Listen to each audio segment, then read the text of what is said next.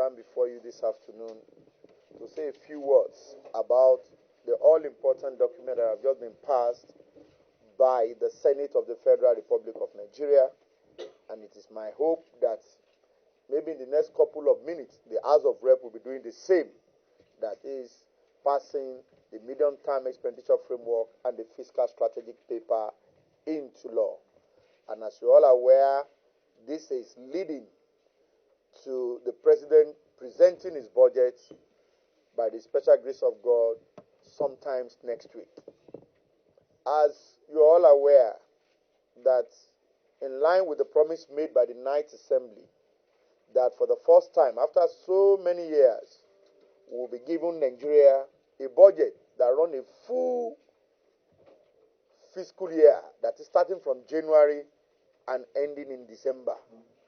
We have taken the bull by the horn, and it is on that premise that we are mandated as the Committee on Finance and National Planning to work to ensure that this particular document is passed in no distant future, and this we have since done. The document today you have put into perspective a lot of items, starting with the budget performance of the 2019 budget in terms of revenue generated, in terms of expenditure incurred vis-a-vis the recurrent, the overhead, and the salary. And other key assumptions upon which the 2020-2022 medium-term expenditure framework is based. And all these assumptions put together led to the findings and the recommendation of the medium-term expenditure framework and the fiscal strategic paper that was just passed. I would just want to expatiate a little on some of those findings while the committee was performing its oversight function and the recommendation that has just been made. As you all are aware, long before now, the average or the yearly production millions per barrel is usually 2.3 billion. But because of some economic realities and challenges that we have in the oil and gas sector, the country have decided to put the daily output to 2.18 millions per barrel. And as you're all aware, there are some key issues that was raised. And the issue of security. In taking care of internal security, the administration of President Muhammadu Buhari has also proposed the recruitment of 10,000 additional policemen, 10,000 civil defense corps, 10,000 immigration service, and another round of thousands of military men, particularly the army. But in the process of taking this decision, some of these are not captured in the medium-term expenditure framework. And we look at what are the objectives or what are the intentions of this new recruitment. We find it very imperative as a result of the security challenges currently confronting us as a nation. And it is in that direction that we decided to increase the benchmark of the petroleum product from $55 to $57 per barrel. And the federal government portion of these increments comes to about 86 billion. And if put together for per barrel, per dollar, if put together, that comes to about 172 billion.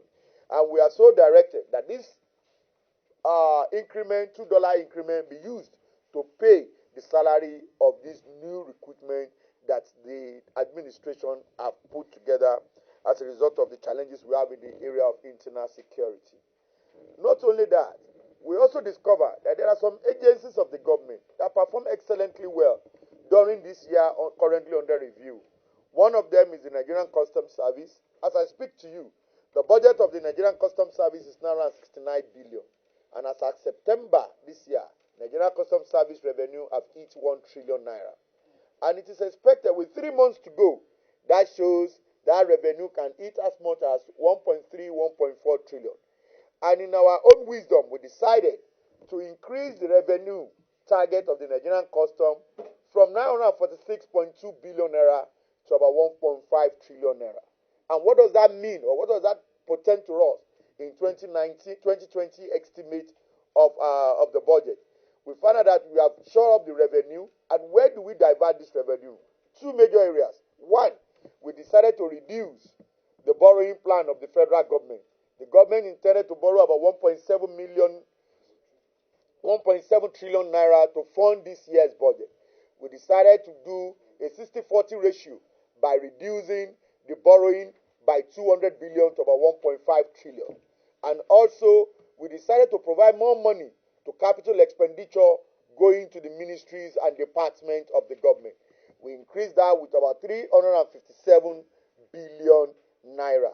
That comes together and give us a lot of rooms for us in which we can operate in terms of providing dividend of democracy through infrastructural development in critical sector of the economy. Not only about the figures, we also went, and if there must be any movement of funds from that account, there must be authorization of the National Assembly. Being the custodians of our fund does not give you the liberty to spend the money at discretionary without any recourse back to the National Assembly. We have only gone a step forward by asking the National Assembly to investigate the National Petroleum Corporation, the NNPC, as far as and that is in relation to the joint venture agreement that we have entered into with all the IOCs. If, as it currently were, according to the document presented to us by the Ministry of Finance, we noticed that a sum of 162,000 barrels of oil will be used in 2020 to pay off debt that was accrued as a result of this joint venture agreement, totaling to about 5.6 trillion naira. Only this year, we'll be paying about 993 billion naira to all the IOCs. And the question is this: who determines this cost? How do you arrive at this cost? This debt that you are talking about, how do we come by it? What is the agreement between us and those joint ventures? These are questions begging for answer. And critically, as we speak, we are looking into amending an act of the National Assembly that relates to the production sharing contract. As we speak, we said every barrel of oil that is above $20, Nigeria is expected to negotiate on that excesses on that particular product. Well, what have we seen? For over the years, there have not been anything in this direction. So we have taken the bull by the horn by ensuring that at least we call all the IOCs to order by trying to investigate and see how we can get some of this fund back from these IOCs. The projection in 2019 budget is 320 billion naira, and there was nothing that was made within the last couple of months as far as 2019 is concerned, and that is why you find this sharp reduction in the 2020 proposed appropriation that was sent to the National Assembly to the tune of 160 billion naira. It is expected that once the amendment is done, as soon as possible, money can start coming in and we can meet our revenue target. Also, recommendations were made to the National Assembly that there is urgent need for us to consider the finance bill, which will be sent to the National Assembly alongside with the nation's budget, so that the VATable elements contained in that finance bill, that is the VAT increase from 5% to 7.5%, can quickly be attended to, so that we can go after this revenue, so that we can show up the revenue base of the federal government.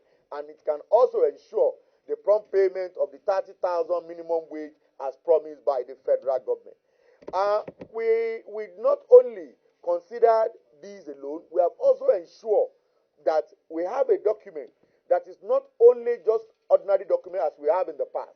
We have recommended to the National Assembly, that there is an urgent need to review the Fiscal Responsibility Act as it affects the revenue generating agencies of the government. And we are doing everything within our power to ensure that in a record time, we work around the clock to review these bills and to review these laws, so that it can come in terms with the current realities that is currently on ground. Because enough of this. No money to fund the budget, no money to do this. We only resort to borrowing. Enough of this borrowing. We want to look inward to ensure that the necessary revenue to fund our budget year in year. In my earlier remarks, that is in line with the mission statement of the Ninth Assembly, that at least there should be a paradigm shift from the idea of having that keeping the budget in the National Assembly for 6 or 7 months. So we have decided to ensure that we give Nigeria a budget that runs from January to December every financial year. So what you have seen is an hard work that has taken me the last 72 hours of my time. On 1st of October, I was in the office. On Monday, I was in the office. I left my office 8 a.m. this morning for go home to change to present this document. So it has been working around the clock to ensure that we pass this document to give room for the president to present his budget next week.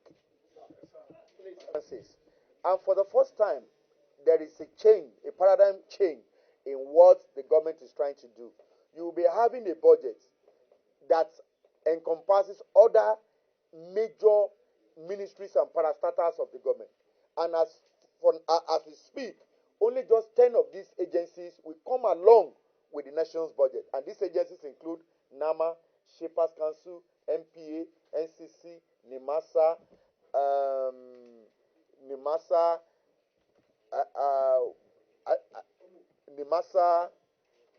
NDIC, and one or two other ones will be coming with the nation's budget. What is the implication of this? All the capital expenditure of these agencies have already been recognized in the nation's budget. And that is the differentials you have between the 9.12 and 10.002. And for all the other incremental, which we have also proposed, which include the $2 per barrel and the increment in the revenue target of the Nigerian Customs, all these are sure of the revenue, and the corresponding expenditure to match have to come. And that was what led from 10.002 to 10.729, which we have proposed to the National Assembly and approved by the Senate of the Federal Republic of Nigeria. The total budget size, as we have said, because of the way the budget has been structured and the way it is coming, though only the president has what is going to constitute the actual budget figure for the year, until it comes during the week, we cannot give a candid figure for what will form the total budget. We still have the next 24 hours for him to present, or 48 or 72 hours to come to present his budget. A lot of things can change. Dynamics, a lot of things can come up. Issues can come up. Emergency issue can be thrown up, and there might be need for us to juggle around the figure. So we cannot give any actual figure for what the budget will be until the president come around and present his budget. Because there was not any reason why subsidy will come or be raised as far as it's concerned. Now, subsidy, that has to do with the local consumption of our fuel product. We are relating the fiscal, the medium-term expenditure framework focuses mainly on our fiscal policy for the next 1 year. The issue of subsidy that has been raised by my brother, there are a lot of angles to it. The federal government will come up and tell you that there is no subsidy. They will tell you that the subsidy has been drastically reduced. They will tell you that the way they are subsidizing now does not really show that subsidy is within the regime also. So there are a lot of dynamics into that. But what we are focused on is what the benchmark of this fuel will be, and also to ensure that we put together a document that will not only be seen to be for the government, but also for the people of the Federal Republic of Nigeria. Thank you. Thank you.